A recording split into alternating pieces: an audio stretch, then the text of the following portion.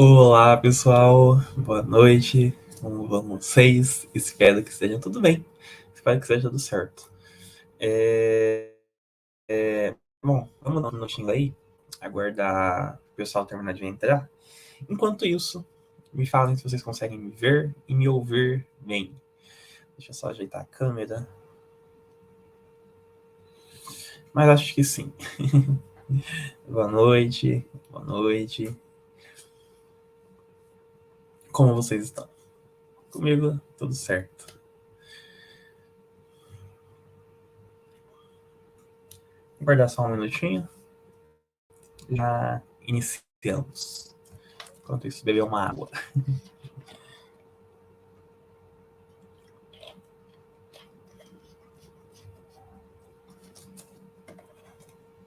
Bom, eu acho que já dá para ir iniciando. Então, novamente, boa noite.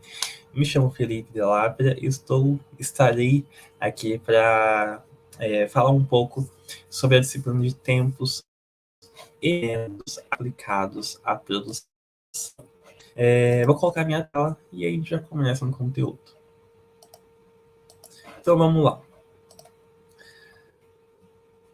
Bom, só antes de começar, quero apresentar para vocês entenderem que alguns exemplos que eu vou trazer aqui são exemplos do meu dia a dia da indústria. Então, eu sou engenheiro mecânico, eu trabalho como engenheiro mecânico desde quando eu me formei, lá em 2017, final de 2016, desde 2016, na verdade. E atualmente eu trabalho em uma multinacional do ramo de injeção plástica. Então, algumas coisas, ou muitas das coisas que eu vou falar aqui, são reflexos do que eu vivo ou do que eu já vivenciei na indústria. Então vamos lá, a gente vai começar trazendo um pouco da introdução aí de tempos e métodos aplicados à produção. Né? Então, como surgiu, da onde veio, e depois entrar aí nas ferramentas e nas definições de fato.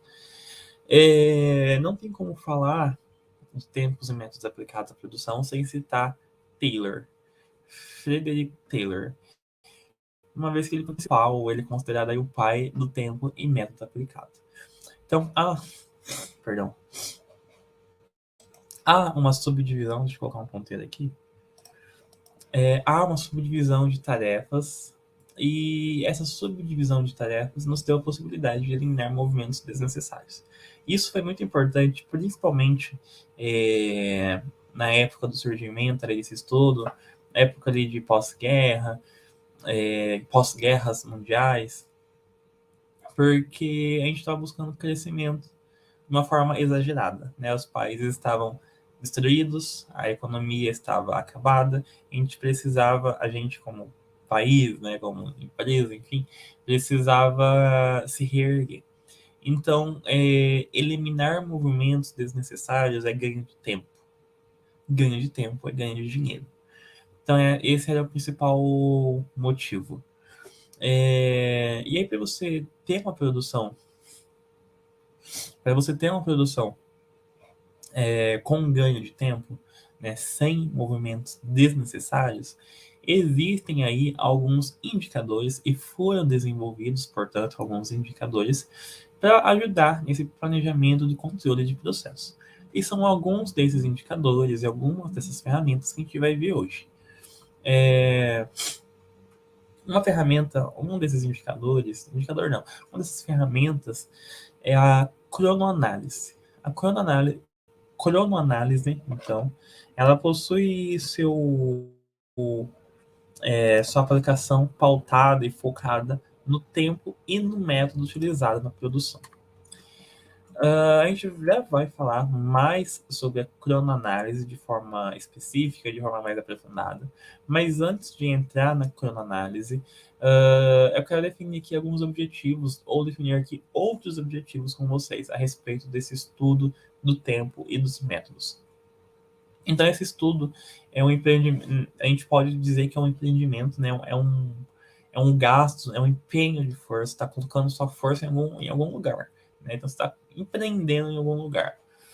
que vai ter um início, um meio e um fim, né? Então você vai despender a sua força, comprar equipamento, treinar as pessoas, vai iniciar. Você vai aplicar a ferramenta, vai ter um meio. Você vai colher os resultados, vai ter um fim. Então, o projeto, né, esse empreendimento, ele deve possuir objetivos claros e definidos, né? Então tem que saber muito bem aonde eu estou atacando, quais as funções que eu estou atacando, quais são as pessoas que vão estar envolvidas. E o processo deve envolver planejamento, execução, acompanhamento e controle como qualquer outro processo. Né? Que de fato ele vai ser executado, que de fato ele foi planejado, que de fato eu estou acompanhando se está dando certo, se não está dando certo, e tudo, de fato, né, se deu certo, replicar, enfim, tem um controle de tudo isso. Então, as empresas como grande pirâmides organizacionais, pensando aí em hierarquias top-down, né, de cima para baixo, elas podem apresentar alguma dificuldade, né, nesse tipo de empreendimento se elas forem um pouco desorganizadas. Mas isso é natural, né, basta com que elas se organizem e apliquem as ferramentas. Uma outra ferramenta que a gente vai falar aqui, além da cronoanálise, é o fluxograma. O fluxograma é uma ferramenta de qualidade bastante utilizada no dia a dia. E ela é uma ferramenta composta por símbolos, ou seja, é uma ferramenta bastante visual. Né? Ela vai auxiliar na questão de entendimento dos processos, entendimento de possíveis gargalos, identificação de possíveis problemas e auxílio ali nas soluções dos problemas encontrados. Aqui, então, eu trago algumas das principais imagens utilizadas nos fluxogramas. Tá? Então, você começa um processo. Eu vou destacar aqui algumas das mais utilizadas de fato. Tá? Que é a questão do processo, é a questão da decisão, é a questão de quando termina o seu fluxograma, se é necessário algum documento, se tem alguma saída ou alguma entrada. Então, input ou output, comentários, operação, atraso. Acredito que sejam essas as principais aí mais utilizadas.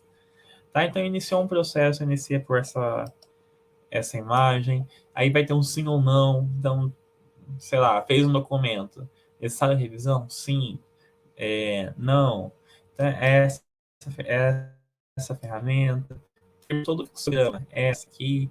Então, a gente vai ver alguns exemplos aí para ficar mais claro, tá? Essa aplicação das imagens dentro de um fluxograma. A começar por aqui. Então, existem diversos tipos de fluxograma. Tá? Esse aqui é um clássico fluxograma linear de operação. Por que linear? Porque ele começa e termina, né? Numa única linha. Ele não fica voltando, se desdobrando, se subdividindo. Existe o fluxograma setorial, né? Que você consegue destrinchar por setor. Talvez fique até mais fácil a visualização do seu processo, do seu meio produtivo. Então ele vai começar no xerifado, depois ele vai seguir para uma prensa, onde ele vai ter o processo 1 e o processo 2. Depois ele vai seguir para a pintura, que é o processo 3 e 4. Processo 5. Aí ele vai seguir, vai voltar para a prensa, processo 6, processo 7. Vai para a montagem, processo 8. E aí finaliza lá na expedição. Tá? Então aqui é um fluxograma setorial, por setor. Aqui é um fluxograma de linha de montagem. Então a gente vai ter aqui, na linha de montagem, A, B e C. Então na linha de montagem A, eu vou ter o produto 1. Na linha de montagem B, eu vou ter o produto 2. Juntando 1 com 2, eu tenho o produto 3. Aí vai seguir para a linha de montagem C. Na linha de montagem C, eu vou ter o produto 4. Juntando 3 com 4, eu vou ter o produto 5. Até finalizar ali na expedição ao processo. Então é uma linha, é um fluxograma de montagem. Fluxograma de arranjo físico semelhante ao setorial, Só que aqui é um pouquinho mais detalhado, porque eu vou ter quais são as ferramentas ou as máquinas. Então, eu vou ter um torno, eu vou ter uma prensa, eu vou ter uma pintura, ter uma montagem. Enfim, vai estar semelhante ali ao seu layout da sua fábrica, né? Você faz o layout e vai conectando aí os processos. Bom, então falamos aí do fluxograma, apresentamos o fluxograma, e agora a gente vai voltar um pouquinho para falar dos métodos de contagem ou de controle de tempo. Dentre os métodos ali de contagem, controle de tempo, para eu saber, para eu entender se algum processo está levando mais tempo do que deveria, é, existem alguns, né? Alguns métodos, como por exemplo a cronometragem, que nós já comentamos e vamos comentar ainda, e a comparação. A cronometragem é literalmente você pegar um cronômetro, pegar um papel, pegar uma prancheta, pegar uma caneta e começar a cronometrar o tempo de processo, o tempo de execução de processo de cada atividade. Então, isso nós fazemos muito no dia a dia para determinar tempo de processo de hora homem, por exemplo. Então eu vou falar para vocês, eu trabalho numa empresa de injeção plástica, que faz tampa de perfume. Uma tampa de perfume, ela tem a base, tem o encaixe, né? Basicamente, tá? Algumas mais peças, outras menos peças. A perfume mais básico aí vai apresentar a base, o encaixe, você vai lá, encaixa e já era. Basicamente, o que a gente faz na indústria, onde eu trabalho, é a gente cronometrar o tempo que o profissional leva para pegar uma peça, a base, aqui ali do lado dele, pegar uma tampa, aqui do lado dele, conectar as duas, colocar na bandeja e levar para frente. Então, nós temos todos esses tempos cronometrados. E existem peças mais complicadas. Aqui eu falei de um item que tem 2 componentes. Existem tampas que têm 6 componentes. Existem tampas que passam por processo de pintura. Existem tampas que passam por processo de metalização. Então, a gente cronometra todos esses processos para entender quanto tempo demora para fazer uma tampa. E aí, quando chega um pedido de 200 mil tampas, 1 milhão de tampas, eu vou saber quanto tempo eu vou levar para fazer 1 milhão de tampas. E por que essa informação é importante? Porque quando o cliente fala assim, olha, eu quero 1 milhão de tampas, quando você consegue me entregar? Eu vou ter a resposta. Eu vou saber quando eu vou conseguir entregar para ele. Então, esse processo é muito utilizado, apesar de simples e de básico, é muito utilizado e muito importante. Como eu disse, então, a cronometragem utiliza cronômetro, máquina de filmar, se for necessário, prancheta, observações, enfim. E a comparação é algo semelhante à cronometragem. Então, como eu disse, existem diversos tipos de tampas. Comumente, as mais básicas, como eu já disse, é uma parte de baixo, uma parte de cima e encaixa. Então, pode ser que exista lá perfume 1, a parte de baixo, uma parte de cima, encaixa. Perfume 2, a parte de baixo, a parte de cima, encaixa. Por comparação, eu já sei que o perfume 1, perdão, tô gripado. Por comparação, eu já sei que o perfume 1, ele leva 30 segundos para ser. A tampa do perfume 1 leva 30 segundos para ser executada. Tendo em vista que a tampa do perfume 2 é muito semelhante, por comparação, eu vou assumir que leva 30 segundos também. Então, às vezes estou sem tempo, estou sem funcionário para executar, para cronometrar, estou na correria do dia a dia, é um processo novo, enfim, não consegui cronometrar todos os processos, todas as tampas, enfim, N motivos. Eu posso aplicar a comparação. E aí é justamente isso. Você pega algum processo semelhante e assume que outro processo vai ser igual, né, ou muito semelhante, né, por comparação. Então, dentro da cronometragem, existe aí algumas premissas, né? Então, quantas vezes eu vou cronometrar uma pessoa fazendo aquele processo para eu assumir que aquele tempo está correto, né? Eu não vou cronometrar uma única vez, mas também não posso cronometrar 300 vezes. Ao desperdício de tempo, né? Então existe aí duas metodologias que você pode aplicar. A primeira é pelo bom senso. Então, vou fazer aqui 50 medidas, faço uma média e beleza, toca a vida que segue. É um bom senso ali, 50 medidas, 100 medidas, é o que eu achar que tá bom. E existe um cálculo estatístico, que no dia a dia da empresa não é muito utilizado. E olha que eu trabalho em uma empresa presente em 18 países, né, uma multinacional. É, nunca vi sendo utilizado o cálculo estatístico. A gente vai sempre pelo bom senso, mais fácil, mais rápido, seguro e funciona. Bom, dentro da cronometragem, existem aí 3 etapas importantes. A primeira delas é a preparação do estudo. Então, você vai identificar o que você vai estudar, vai identificar as ferramentas que você precisa, vai de fato cronometrar o tempo ali dos processos, vai fazer análise, né? Vai colocar tudo isso no Excel, vai montar um relatório, vai tirar a média, enfim, vai fazer análise ali do que for preciso.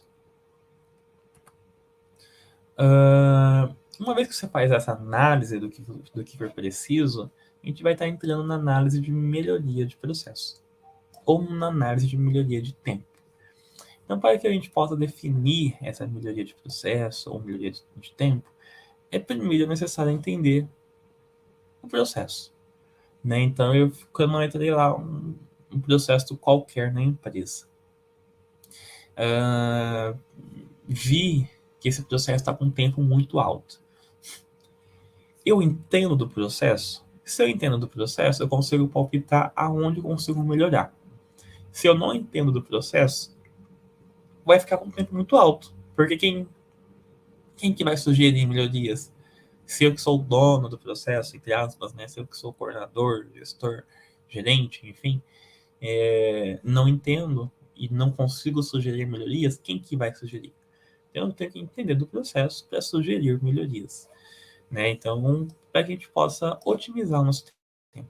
Então, por exemplo, o funcionário tem que sair daqui, tem que ir lá na cadeira do vizinho pegar uma tampa para voltar e montar. Se eu entendo do processo, eu posso pensar: olha, e se essa tampa ficasse do lado dele? Para ele não ter que se deslocar, não ter desperdício de tempo de locomoção, né? Então são sugestões aí que a gente vai dando para otimizar o tempo. Dentro da análise e melhorias aí de processo, alguns pontos são levados ou devem ser levados em consideração. Então, a análise das métricas de desempenho, a análise das interações com o cliente, gargalos, regras de negócio e handoff ou handover. Então, as métricas de desempenho é, de fato, o seu desempenho, né? Quantas peças você faz por dia? Qual o seu objetivo, né? Eu quero sair de 50 peças dia para 100 peças dias, né? Então, qual é o meu objetivo? Como que eu vou alcançar esse objetivo? Entender a interação com o cliente. Muitas das vezes, o cliente topa entrar com você em treinamentos, né? Então, seja na divisão de custos, seja treinar o seu funcionário na empresa, né, do cliente, enfim, entender qual é a análise qual é a relação que vocês têm, para que vocês possam trabalhar da melhor forma possível, uma vez que isso vai afetar positivamente, diretamente, o cliente. Entender os seus gargalos. Uma vez que você entende e sabe quais são os seus gargalos, você pode atacá-los. Entender as regras do negócio, né, até onde é possível você interferir em um processo. E o handoff, que é um termo aí mais europeu. E normalmente se utiliza handover para termos aí americanos. Na empresa que eu trabalho, a gente utiliza handover. Handover é justamente transferência de responsabilidade, né? Transferência de tarefa. Então eu fiz uma coisa, né? Hoje eu estou nesse posto de fazer uma tarefa, executar uma tarefa. semana que vem não vou mais estar aqui, vou estar em outro setor, foi promovido. Então, alguém vai assumir o que eu faço. Então, eu tenho que passar para essa pessoa toda a responsabilidade, todas as informações. Então, é isso que nós chamamos de handoff ou handover. E aí, agora sim, com base em tudo que foi dito, a gente pode vir e definir a melhoria de processo. É uma pergunta retórica que eu deixo aqui para vocês. Já foi respondido. A melhoria de processo é você entender o processo e otimizar o seu processo com qualidade, sempre assegurando aí as melhores entregas possíveis. Bom, dentro então do fluxo, do gráfico de fluxo do processo, né, voltando um pouquinho para o fluxograma, nós temos aí representações gráficas. Né? Já foi dito aí para vocês, já foi até apresentado alguns exemplos. Dentro dessas operações gráficas, a gente consegue identificar possíveis falhas de operação, possíveis gargalos de operação. E dentro dessa identificação de possíveis falhas, nós conseguimos aplicar melhorias, que é o nosso objetivo, melhorar o processo. Então aqui eu trago um outro exemplo de fluxograma que é possível obter, tá? Ou possível construir, né? Um fluxograma com imagens ou simbologias simplificadas, tá? Então aqui nós temos análise da operação, transporte, execução, arquivo provisório e arquivo definitivo. Então eu posso começar aqui, depois eu posso vir para cá, depois eu posso vir para cá, para cá e para cá. Enfim, existem aí diversas possibilidades que eu posso fazer. Eu posso começar aqui, aqui, aqui, aqui, aqui, aqui, aqui, aqui. Enfim, são desenhos que eu posso fazer e descrevendo o passo a passo, descrevendo alguma coisa que for necessário. Exemplo, minha operação inicia, ela passa para o transporte, aí vai ter uma outra operação, aí vai ser transportada, aí vai aguardar a fabricação, né, aqui é espera, aí vai ser transportada, aí vai ter uma operação, né, de mistura, aí vai ter uma outra operação de laminação, de extrusão, de separação, de prensagem, de acabamento, de inspeção. Então, eu posso fazer todo esse meu fluxo e aí você pode determinar, né, o significado aí das simbologias. Aqui eu coloquei que a bolinha significaria operação, que o quadrado significaria inspeção, que de forma geral já é meio padronizado, já se subentende dessa forma. Mas aqui você pode alterar o sentido aí, adequar para a sua realidade, desde que você tenha uma legenda para isso. E aí a descrição serve para de fato detalhar, né? Então eu sei que é uma operação, mas qual operação? Separação. Aqui eu sei que é uma operação, mas qual operação? Mistura. Aqui eu sei que é uma operação, mas qual operação? Separação, prensagem, acabamento. Então você pode ir detalhando o seu processo para que fique visível e que todos possam entender. Bom, fluxograma é uma das ferramentas de qualidade que vai te auxiliar na otimização de tempo, né? Então aqui, por exemplo, eu posso observar e perceber, putz, tá indo muitas vezes, por que ele não só vai esse fluxo, né? E tentar otimizar. Ou então, putz, ele tá passando pelo processo de pintura 3 vezes, precisa disso? 2 não basta? Uma não basta? Só não sai da minha linha? Tem que voltar tudo isso? Então você começa a otimizar, entender o seu processo. Essa é uma das ferramentas. Outra ferramenta é o MASP. O MASP é uma ferramenta derivada do PDCA. O PDCA é uma ferramenta chamada composta por plan, que é planejar, do, que é executar, check, que é verificar, e action, que é a ação, né? De fato, aplicar e replicar isso para todos os processos. Então, é uma ferramenta que deve ser de rotina diária, deve estar sempre presente aí na sua organização. Mas esse é o PDCA, não o MASP. O MASP é, como eu disse, é semelhante ao PDCA, também é um problemas dentro da empresa. Como que é feito isso? Como que se aplica essa ferramenta para resolução de problemas? Aqui eu trago uma comparação entre PDCA e MASP. Como eu disse, PDCA é o do check e action.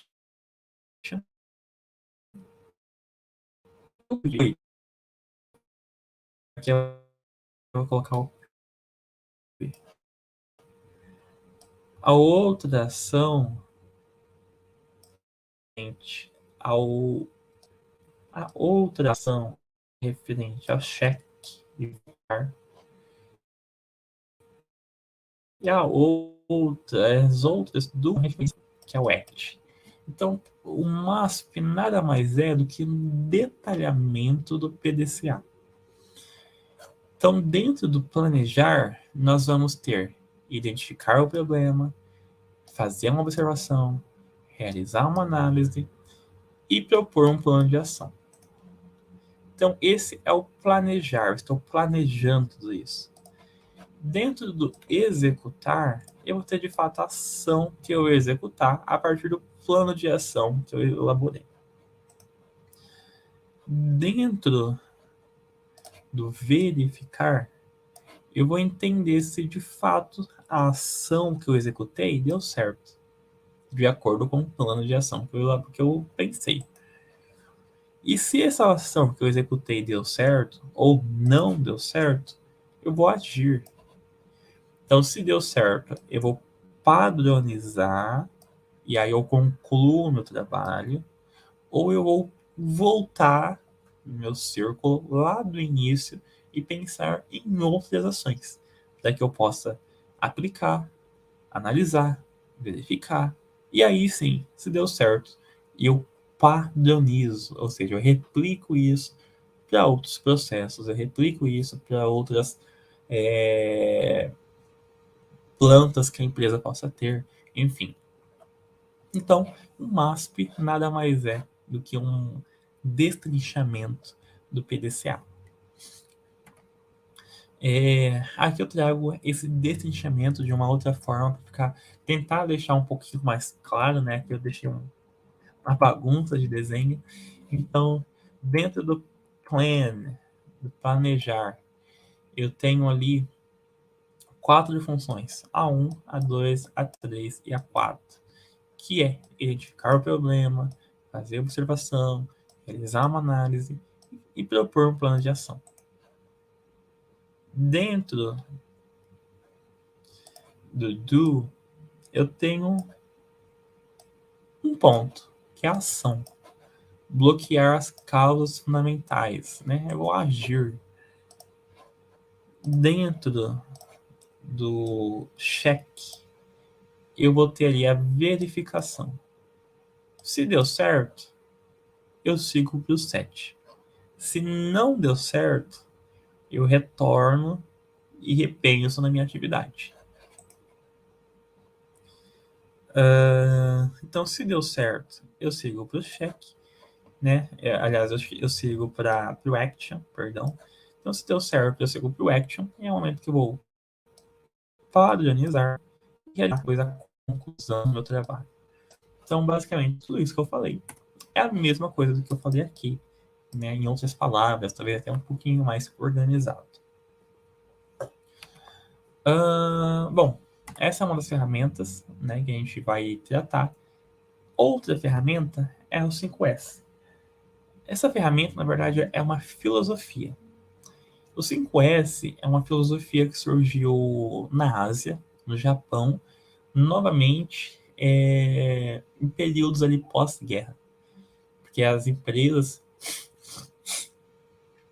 perdão, porque as empresas precisavam se reerguer após a Segunda Guerra. Licença.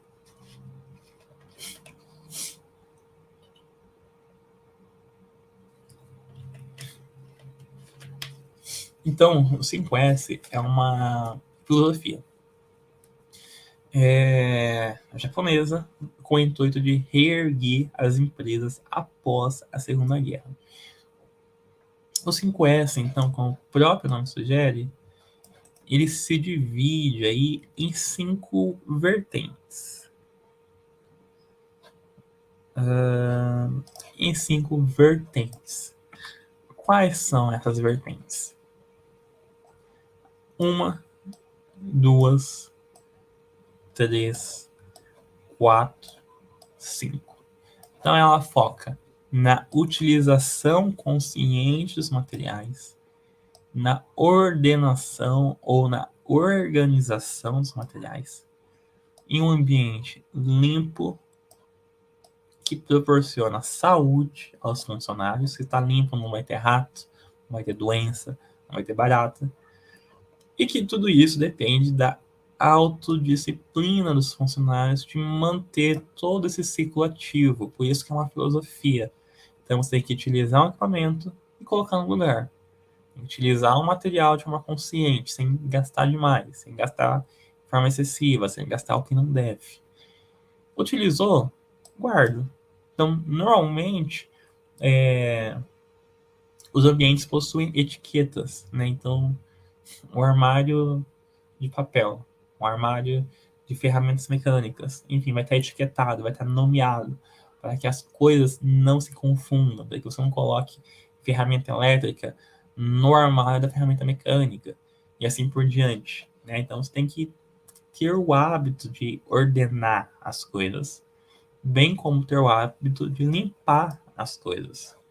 Isso vai resultar na saúde, e uma vez que nós temos hábito, nós temos autodisciplina.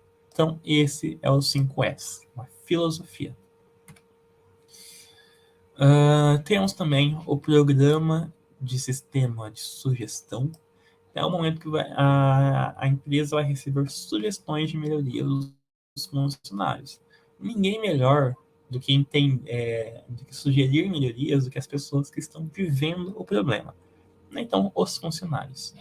Então, depende da necessidade da empresa. A empresa tem que ser aberta a ouvir melhorias, porque as melhorias normalmente vêm com críticas, né? O sistema deve ser simples, então um formulário, um bate-papo, né? Um e-mail para responder. As ideias sugeridas, elas devem ser registradas e avaliadas de forma responsável, né? Então, entender a crítica, entender o ponto de vista. E é interessante que haja recompensa para as soluções escolhidas. Na empresa que eu trabalho, tem uma caixinha, as pessoas vão lá, colocam as suas sugestões e colocam de qual setor elas são. Ao final do mês, o setor que mais deu sugestões, que foram aceitas, tem uma recompensa financeira para todas as pessoas daquele setor. Então, é a forma que a empresa encontrou de agradecer, né, ou agradar aí as melhorias que estão ocorrendo por parte deles, né? Uma outra ferramenta é o Programa de Círculo de Controle de Qualidade, CCQ. Esse programa, então, é composto por funcionários que se voluntariam para tornar o ambiente de trabalho melhor. Então, são pessoas que buscam melhorar o ambiente, tornar um ambiente mais leve, mais agradável, né? Promover uma equipe de trabalho mais interativa, mais feliz, estimula o crescimento humano, né? Então, são grupos dentro das empresas que buscam melhorias. Não são todas as empresas que possuem, que aplicam essa ferramenta, porque os funcionários têm que ser unidos, têm que se unir, têm que se dedicar. Então, não é fácil, não é tão comum você encontrar esse tipo de ferramenta nas empresas em relação às outras que eu venho dizendo, né, relatando, são mais comuns. Então, no CCQ, os grupos escolhem o problema que vão atacar e escolhem as ferramentas, né? Então, pede auxílio para o gerente, pede um investimento, pede um treinamento e assim por diante. Temos também o programa Seis Sigma. O programa Seis Sigma é uma metodologia, que é considerada a metodologia do século, porque ela tem o propósito de reduzir gastos e, por consequência, ter um aumento de lucratividade absurdo. O programa Seis Sigma, então, ele visa eliminar o retrabalho e eliminar defeitos, ou seja, zero defeitos. É uma metodologia que consiste em adoção de técnicas em conjuntos, é, conjuntos de conhecimentos modernos. É um estudo que é caro, né, uma certificação que é cara você obter. Existem empresas aí que cobram R$ 10.000 para você obter a certificação de Black Belt, né, que é o ápice ali dos Seis Sigmas, e vai ser aquela pessoa que mais tem conhecimento na área. Então, a metodologia Seis Sigma pode ser aplicada em todas as atividades, ou em todos os ambientes de uma empresa, e se destina a corrigir, como eu já disse, causas, problemas, a origem dos problemas, a origem dos processos que estão com defeito, enfim, tornando o processo mais maduro e mais eficiente. Então aqui eu trago uma imagem aí só para uma comparação, né, de quando a gente trabalha uma escala de 1 sigma até uma escala de 6 sigma. Então, a escala do 6 sigma, basicamente, eu vou ter 100% de acerto. A escala de 1 sigma, basicamente, eu vou ter 30% de acerto. Se eu estou acertando 30%, quer dizer que eu estou errando 70%. Se eu estou errando 70%, eu vou ter um índice de defeito ali nessa base. E se eu estou acertando 100%, eu vou ter um índice de defeito nessa base.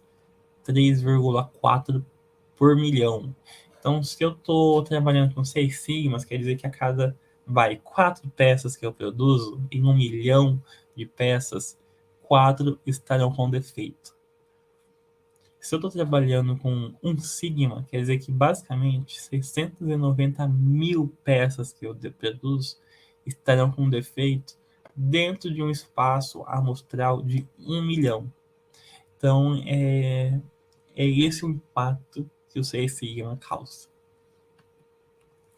Uma outra ferramenta, ou outras ferramentas que a gente pode citar de qualidade, bom, existem diversas outras, né? Existe o 5 porquês, a gente vai falar dela daqui a pouquinho, enfim, existem outras.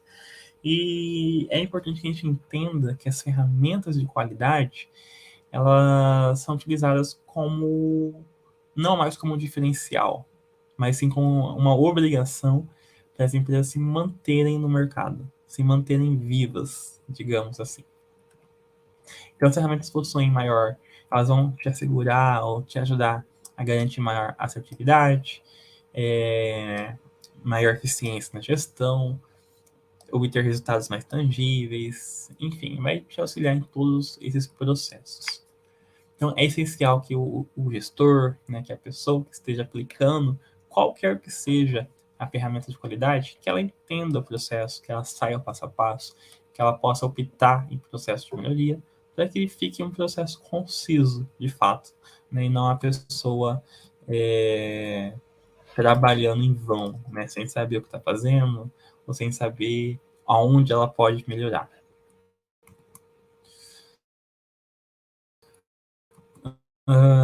Sim, existem dentro dessas ferramentas aí de qualidade, existem metodologias para resolução de problema, né? Porque quando eu trabalho com aí eu vou e aplico métodos de resolução.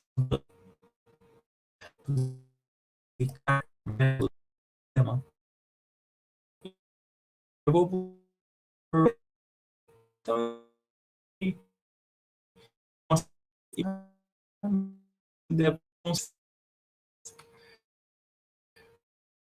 Primeiro fator está relacionado com se ele está um produto 100% correto.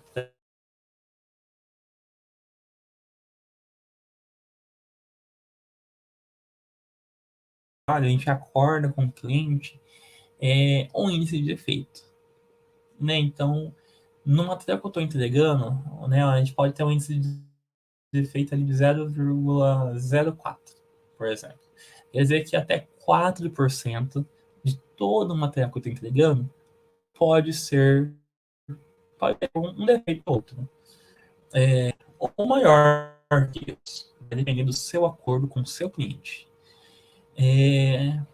Sobrevivência da organização, né? Então você tem que buscar um meio termo do qual você não se danifique, você não se prejudique, priorizar soluções, decisões racionais, gerenciamento por processo, né? Então gerenciar de forma correta, prevenção na origem, ou seja, atacar problemas na origem, ou seja, foco nas causas principais, não focar em causas secundárias, não focar em pontos que não são muito válidos.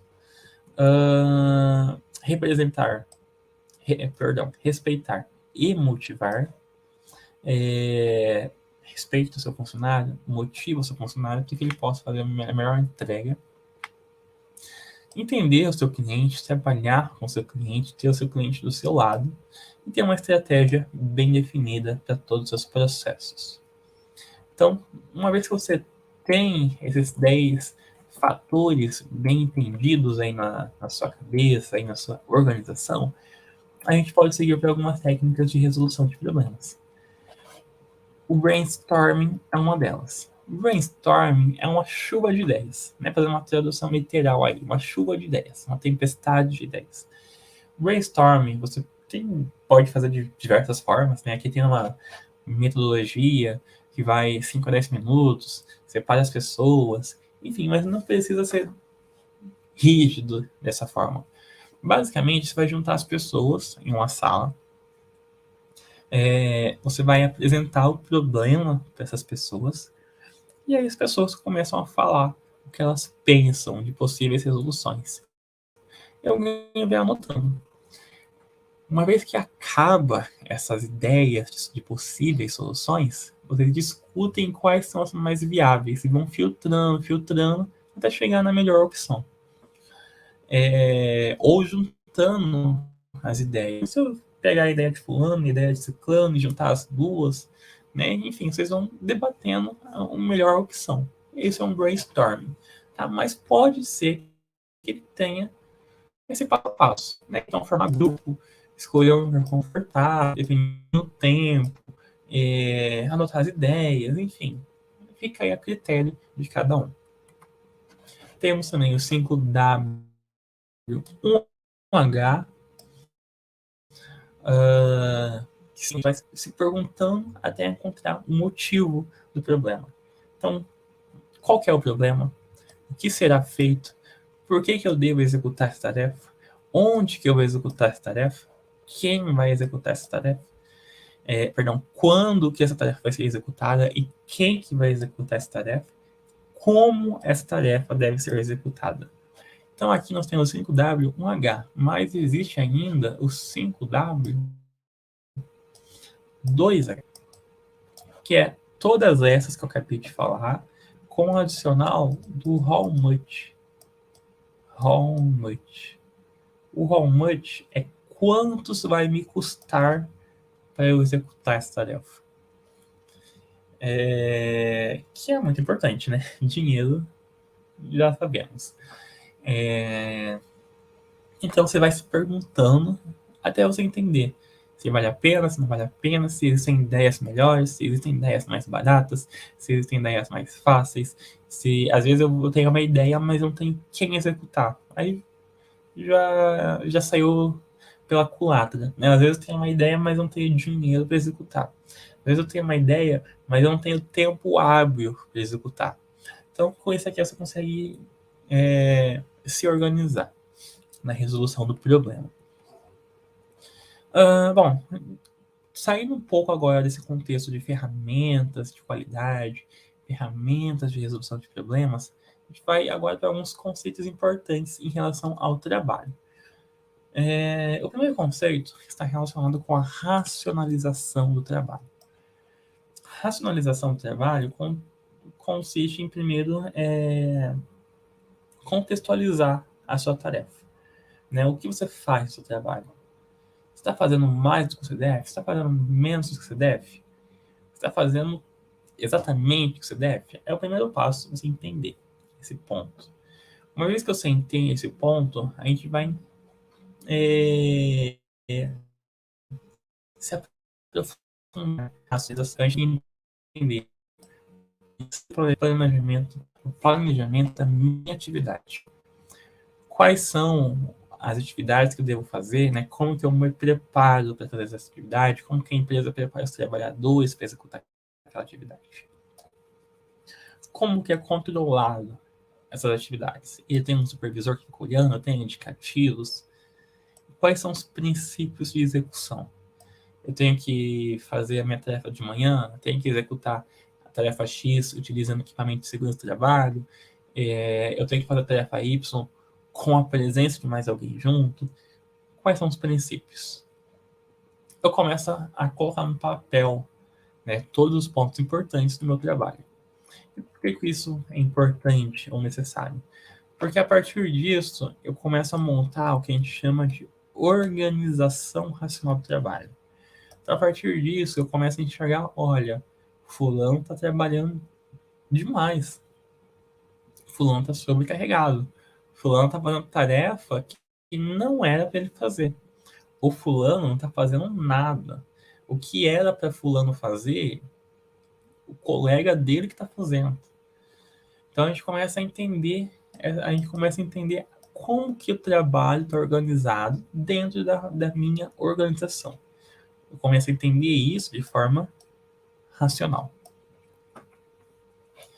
Uma vez que eu entendo o meu trabalho de forma racional, eu consigo, então, como eu já disse, entender a análise do trabalho individual, estudar a fadiga humana. Então, se um funcionário está trabalhando de mais ou de menos, eu consigo realizar melhores divisões de trabalho. Então, olha, fulano está trabalhando muito, ciclano está sem nada para fazer. Vamos transferir um pouco de atividade para ciclano? Vamos dividir um pouco as tarefas? Eu consigo desenhar cargos de forma mais assertiva e consigo realizar incentivos salariais e premiações de forma mais assertiva. Então, olha, fulano está trabalhando muito, mas ele dá conta. Vamos aumentar o salário dele? Vamos promover ele? Né? Então, pensar dessa forma. Conceito de homo econômicos, ou seja, lá atrás, quando eu estava planejando esse setor da minha empresa, eu pensei em 2 pessoas para executar a atividade. Só que uma só já me basta. Eu percebi que uma me basta. Então eu estou economizando o recurso humano, o conceito de homo econômicos. Condições de trabalho, né? Então, se a pessoa está trabalhando em um ambiente insalubre, em um ambiente legal, padronização do trabalho, padronizar as atividades. Então, tem 3 pessoas que fazem, que estão na mesma função. As 3 pessoas, cada um executa de uma forma. Vamos padronizar para ficar igual? É a supervisão funcional, né? Então, ter ali um supervisor, entender se ele está fazendo a supervisão de forma correta, enfim, entender aí, de fato, o trabalho e a atividade de cada um. Dito isso, a gente segue para o toyotismo. O toyotismo é um ponto muito importante, porque é uma das pessoas, Toyota, né? Foi uma das pessoas que mais influenciou nessa questão trabalhista, em questão de conceitos. E um dos seus conceitos é a autonomação. Autonomação junta 2 características importantes e que são consideradas aí antagônicas, né, de certa forma. A primeira é aumentar a produtividade dentro do limite de uma produção que não se baseia na grande escala. Então, eu quero produzir muito, só que eu não quero produzir em grande escala. Então, eu quero aumentar a minha produtividade, mas não chega a ser uma grande escala mundial. Uma escala local. Então, se eu produzo aqui para o meu bairro, produzir para a minha cidade, não chega a produzir para o seu país. Mas está aumentando a sua produtividade local de alguma forma. E aumentar a capacidade de se produzir em pequenas quantidades de diversos produtos. Por quê? Porque se eu estou aumentando, e por que elas são antagônicas? Vamos lá. Se eu estou pensando em aumentar a minha produtividade, né, então eu não quero mais produzir aqui só para o meu bairro, eu quero produzir para a minha cidade. Eu não posso, é difícil eu ofertar 100 produtos para a minha cidade. Eu vou ofertar 2, 3. E aí eu vou fazer muito bem eles e vou aumentar a produção de 2 ou 3 produtos. Ok.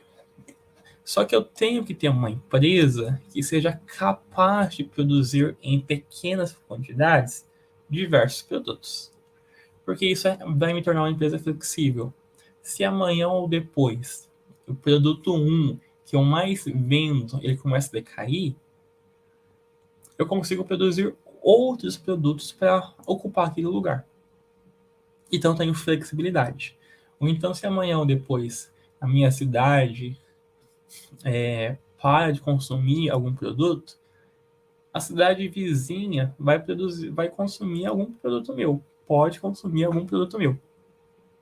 E não necessariamente aquele produto que a minha cidade estava consumindo. Ela pode consumir outro. E aí, se eu tenho a flexibilidade de conseguir produzir esse outro produto, vai ser melhor para mim. Então, eu tenho que ser uma empresa flexível. Eu tenho que ter capacidade de produzir em grande quantidade. Eu tenho que ter a capacidade de variar os produtos, se for o caso, se for necessário. Então, automação é a junção de duas palavras, automação e autonomia. E no mundo ideal, a automação ela vai nos indicar em processos, máquinas, geralmente, que possuem mecanismos de parada automática em caso de defeito. Então, por exemplo, na empresa que eu trabalho, como eu disse, a gente produz tampas. E aí a gente pode até pensar nessa tampa aqui, ó. Nisso aqui. Nessa tampa. E a gente produz exatamente essa tampa, inclusive, uma das. Por alguma falha de processo, pode ser que essa parte aqui de cima da tampa, ela saia pela metade. Pode ser que aconteça isso. Ou ela saia com uma mancha de tinta aqui em cima, né? Porque essa tampa ela pode ser produzida no preto, vermelho, branco. Então, pode ter alguns defeitos. Uma vez que ela é produzida, ela vai para uma esteira e tem uma máquina que faz a conferência visual, radio laser. Então, se a máquina identificar, por exemplo, que não tem a parte de cima da tampa, ela vai barrar a produção. Ou seja, a máquina tem a autonomia para se autoparar. Ou, se na leitura do laser ela identificar que era para ser uma cor vermelha, mas na verdade está branco, ela vai parar. Então, novamente, a máquina tem autonomia para parar. Não é um processo barato. Você ter máquinas autônomas não é barato, mas é importante, né? Interessante. E aí, né, vai acender uma luz, vai fazer um barulho, vai lá uma funcionária, identifica o defeito e corrige o defeito. Mas isso, em suma, é automação. Existe ainda a polivalência. A polivalência são aqueles funcionários que são polivalentes, né, que fazem ali mais de uma atividade, executam diversas atividades. Só que é importante que seja dito que esses funcionários não podem executar as atividades por conta própria, assim, do nada, né? Então eu vou sair aqui do meu setor, eu vou executar, vamos lá, eu tô no RH, eu vou lá na manutenção e eu começo a fazer manutenção em máquina. Não dá, né? A empresa, ela tem que fornecer treinamento, eu tenho que ter supervisor, eu tenho que ter operadores treinados. E a rotação de operadores é um ponto importante, porque isso ajuda a formar profissionais polivalentes.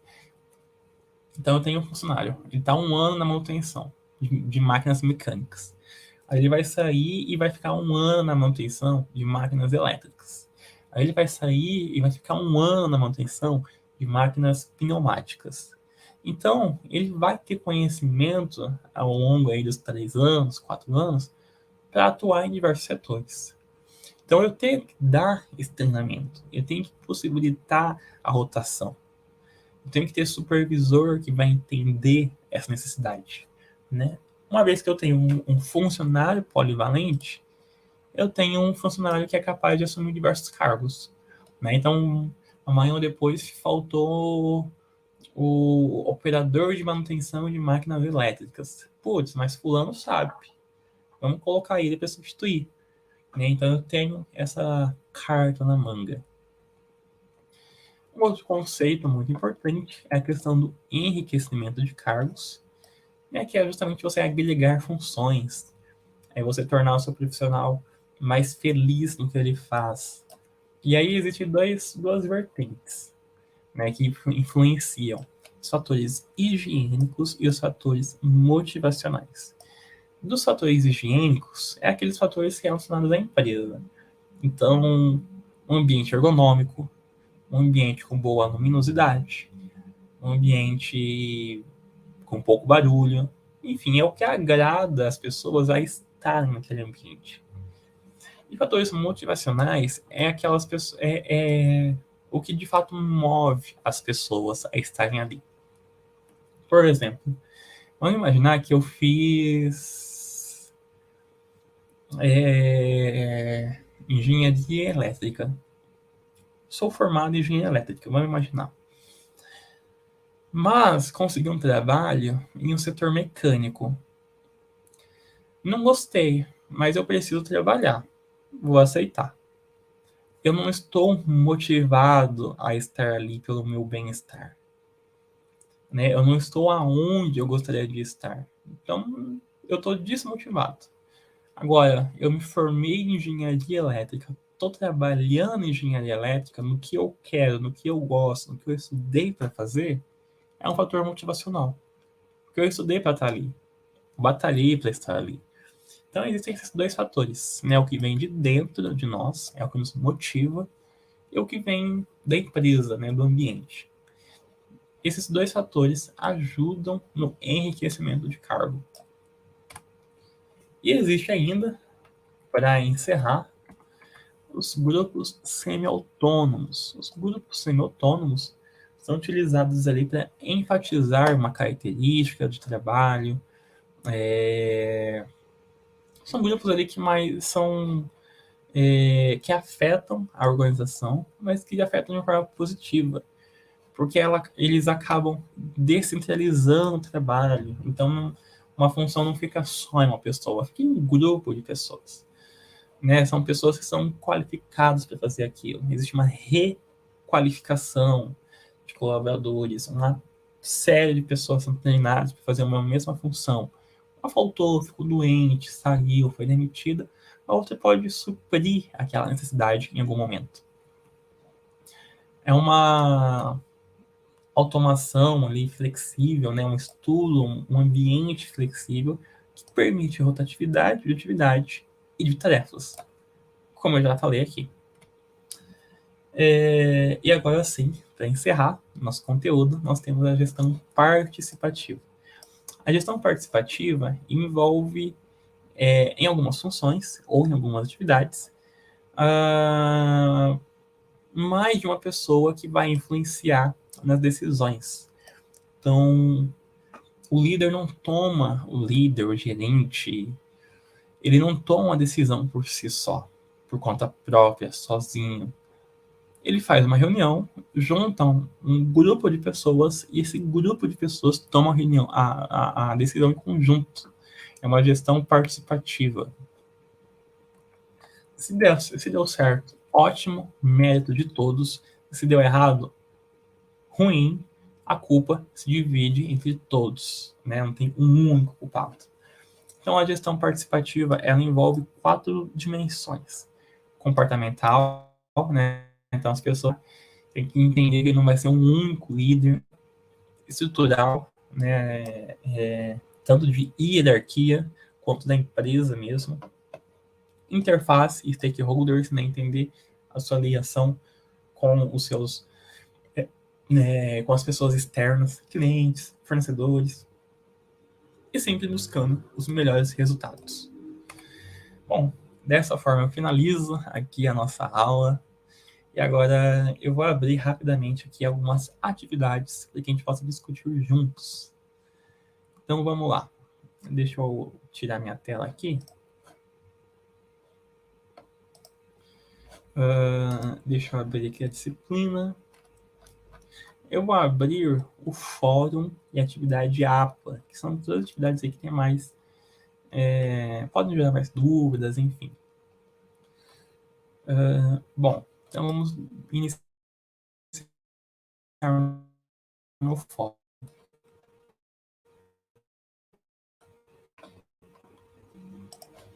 Tá carregando.